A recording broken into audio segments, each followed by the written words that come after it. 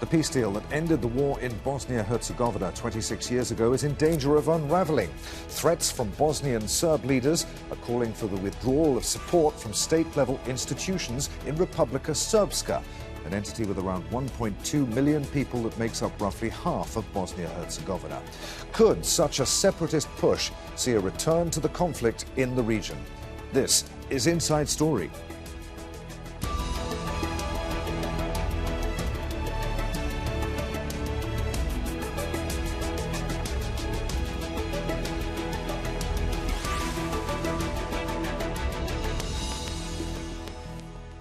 Hello, welcome to the programme. I'm Adrian Finighan. A US brokered deal brought an end to the Bosnian War among Bosnian Serbs, Croats and Bosniaks in 1995.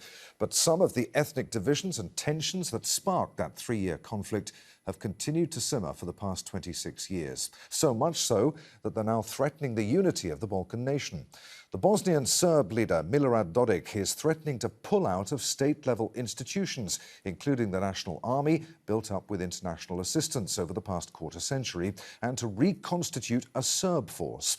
The international community's envoy, Christian Schmidt, says that such threats pose an existential threat to the nation. All of this as the UN announced an extension to the mandate of the European Union military force, a yearly practice to help maintain peacekeeping operations in Bosnia-Herzegovina. We'll get to our guests in just a few moments, but first a report from Al Jazeera's Jonah Hull.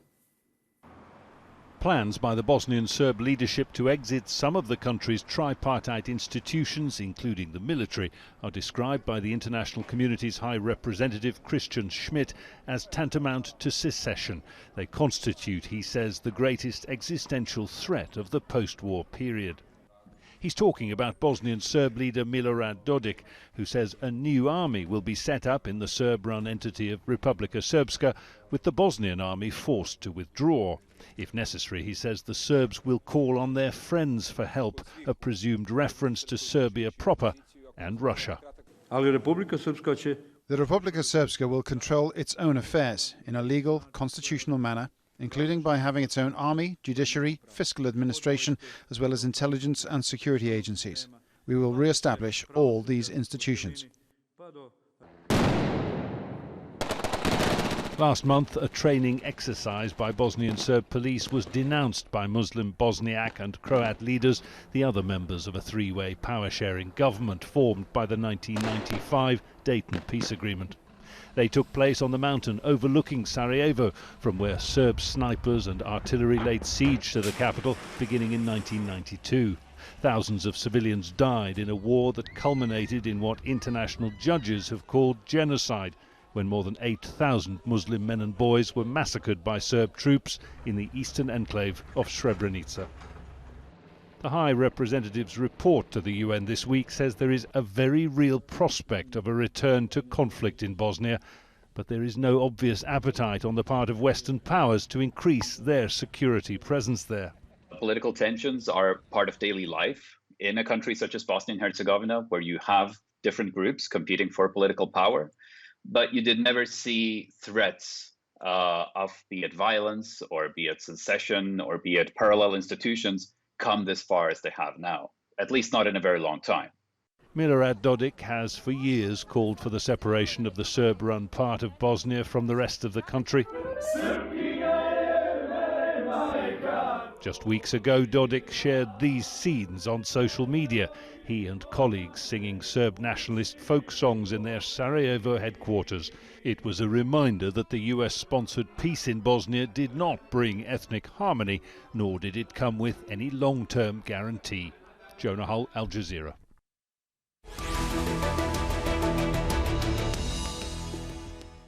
All right, let's bring in our guests for today. From Sarajevo, we're joined by Hamza Karcic, Associate Professor of Political Science at the University of Sarajevo.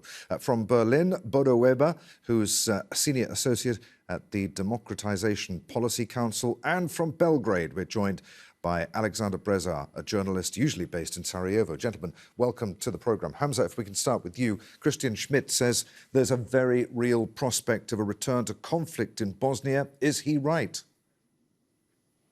I think he is, and this is the most serious political crisis that Bosnia is currently facing since the end of the war in 1995. We are not sure how this will move forward and what the outcome will be, but I would agree with Mr. Schmidt. Bodo, what should the international community be doing right now? Are the EU and the US taking this situation seriously enough?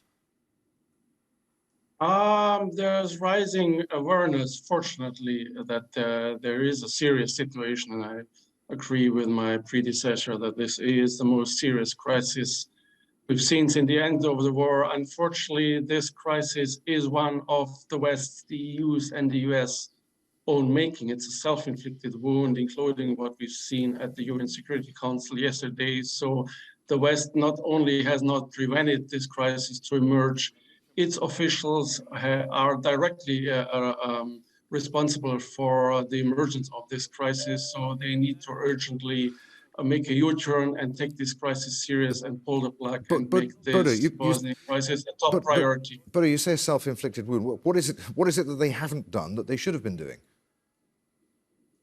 Well, I mean, for 15 years, since the West has put over responsibility for leading the country to the domestic elites, we are lacking any policy, Western long-term strategic policy towards the region. That's what was missing. We created a vacuum in which nationalists could thrive and in which Russia could jump in as a no-cost spoiler. On the other hand, for the last 3-4 years, in that vacuum, lack of political will to deal with the country and deal with the wider Western Balkan region, we have seen mid-level officials who have been tasked with mission impossible to fix situations in the Balkan without higher level support, that they, for careerist reasons, have started to collude with domestic nationalist leaders and their agendas, making an opening. And this crisis, what we currently see, is one that has started with EU-US negotiations on a land swap Kosovo-Serbia 4 years ago, and then moved over to Bosnia on a dirty deal, ethno-territorial division 1 below the public radar and capitalist radar in the town of Mostar last year, and the follow-up in so-called election law reform negotiations EU and US officials have been leading since February this year. Aleksander, do you agree with what you've heard so far? Is the peace deal that ended the war 26 years ago in danger of unraveling? I think this is going to be one of those shows where all of the guests agree in absolute principle when it comes to the fact that this is the biggest crisis that Bosnia Herzegovina has experienced since 1995 and the signing of the Dayton Peace Accord.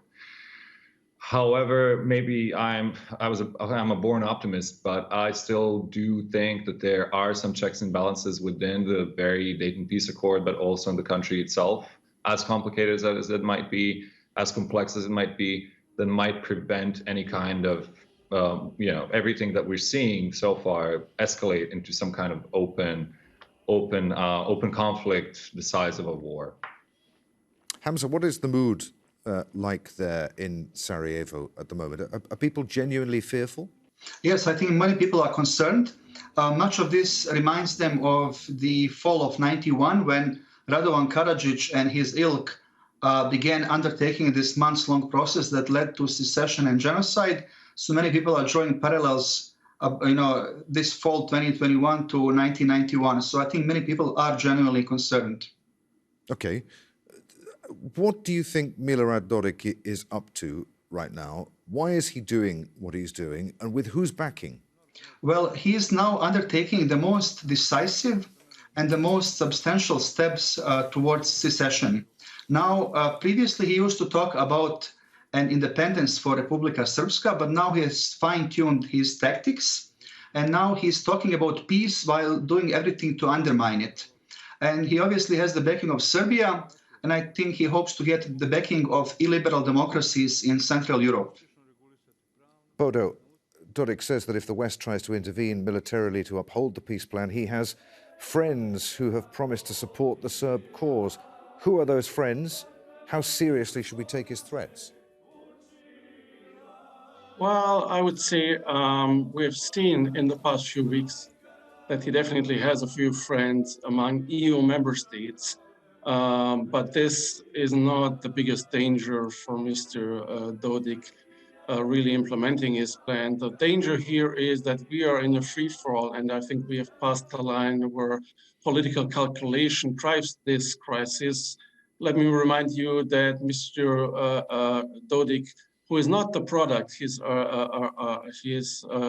autocratic regime, 15 years in the RS, is not the product of support by citizens who also don't support this dangerous adventure. It's a product of Western weakness. He has maybe 30 times in the last 15 years threatened with referenda, secession, testing the West's red lines, experiencing that these red lines are not there and moving those red lines. Currently, because of that background I mentioned previously, he has been pulled by the accelerating weakness of the West and by our officials, mid-level officials, really playing into the hands of nationalist agendas. And I think he was hoping to get something in return for this threat, but he is, it seems to me, pulled by the lack of a serious resolve and response into the direction for the first time, maybe now not seeing how to make a U-turn and stop this path to secession, but having to implement it. So, I mean, we are in a very dangerous terrain of miscalculation, political miscalculation, where really because of this power vacuum, everything can happen. Whatever the support from Belgrade is, I'm pretty sure that Belgrade, which itself is playing this game with Western weakness between East and West, and on the Russian end, even the Russian end playing on the Western weakness, that nobody wants conflict. But as I said, we are beyond political calculation, and the West is only slowly starting to wake up. So this is a very dangerous dynamic. Aleksander, do you agree with that Dodic is politically miscalculating? He says he wants peaceful dissolution, unraveling institutions like the intelligence and security agencies, the state court, the constitutional court. What does that mean for Bosnia Herzegovina, the state, given what happened there? How can he think there could be peaceful dissolution when one half of the country doesn't get a say in it? I think that's a really good point to make. I think there cannot be such a thing as peaceful dissolution because the Dayton Peace Accord itself does not allow or have a provision that would allow one ethnic group or a couple of ethnic groups to, as you said, peacefully secede. I think the only way to secede or split up the country would be through another war. But when we talk about Dodic and his capabilities as a politician, I think that he represents the kind of populist at its most simple form, let me put it that way. So, for instance, when he brought in an accordion player to the presidency of Bosnia and Herzegovina, to his office in the presidency of Bosnia and Herzegovina, and sang songs and, had hard liquor midday and called his mother, he wasn't just signaling, this kind of confidence that you would see in your average politician in the Balkans. What he was also trying to signal is, that he is in charge, that he is making the right decisions for his people in this very sort of folksy way. And that's the problem. I think this does speak to a lot of people in the Republika Srpska, but also throughout the region. Also, but at the same time, I do want to say one more thing regarding an earlier question. And you asked whether people are fearful. And I think a lot of that fear comes from previous experiences. The country has gone through a very bloody war, as we all know, some 30 years ago. And, you have up to half of the population who suffers from some form of PTSD. People are very easily triggered, and they're even more easily triggered. And this is where I don't think Dodic is miscalculating. I think he's calculating, to his advantage. They're even more easily triggered if you mention that you're reforming an army that was active during the 1992-1995 war and was responsible for, a genocide against Bosniaks, all sorts of atrocities, and an earlier attempt at dividing the country. So, if there's an answer to your question, I think we can find it probably there. Hamza, do you want to come in on that? Well, I think that Dodic is now, many people think here that Dodic is not bluffing, that he's actually going to strip the state-level institutions of their prerogatives and competences, and then take those and empower Republika Srpska. So what he's doing basically is politics 101. He is establishing new facts on the ground, But he has built closer relations with Russia, closer relations with Serbia. So now he has reframed his policies as bringing the country closer to what he refers to as an original Dayton, which is basically a euphemism for dismantling and undermining state institutions. His strategy is very clear. He wants to undermine and dismantle state institutions to prove that Bosnia is incapable of functioning, while at the same time trying to build up Republika Srpska as a would-be a state-like entity.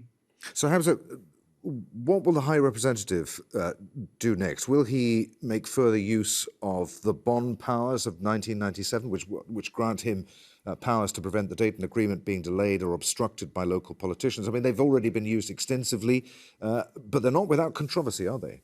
Well, the office of the High Representative is a shadow of its former self, and it's actually presiding over its own decline into irrelevance.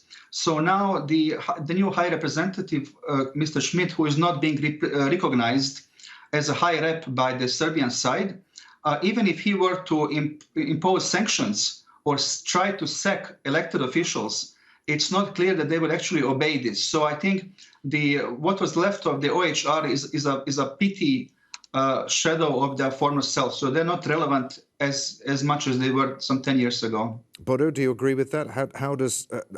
How is this solved? Does Schmidt, as he is, have US and EU support for more vigorous action against those who oppose the unity and territorial integrity of Bosnia Herzegovina?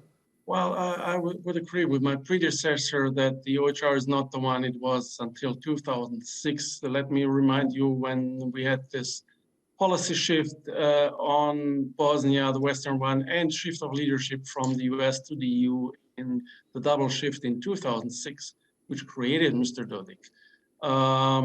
That shift towards so-called ownership, that means pouring over responsibility to local elites. This was a policy where it was announced that the West would close OHR. And they declared basically success, that Bosnia is a stable country, but as we had not transformed the Dayton constitutional order, which was and has remained an order for a dysfunctional state that only works for the ethnic ruling elites. This did not work out, but the West, because it was never had a political will, never adjusted its policy and was left without any strategic policy. In return, it was the West itself that neutralized the office of the High Representative. So, I mean, the situation we see currently is we still have the instruments to stop this madness, both on the civilian side with the High Representative and his office, on the military side with the EUFOR military mission and NATO HQ in Sarajevo, which with a Chapter 7 Security Council mandate to guarantee a safe and secure environment and to protect the constitutional order of the country and the Dayton Peace Accord that Mr. Dodic is threatening to unravel here. But as we have 15 years of policy weakness and negligence and ignorance, including in the last year, we have a very serious question of whether the West is aware of what's going on and whether it's ready to use its instrument. And if I just point to you to yesterday's UN Security Council vote, which was a historical break to me, on the annual extension of EUFOR mandate, in which Russia stepped up with a blackmail, threatening with a veto. And the Western standing members of the Security Council, France, UK, and US, out of a lack of political will to fight back on that veto and not accept that veto, basically signed off Russia on their blackmailing.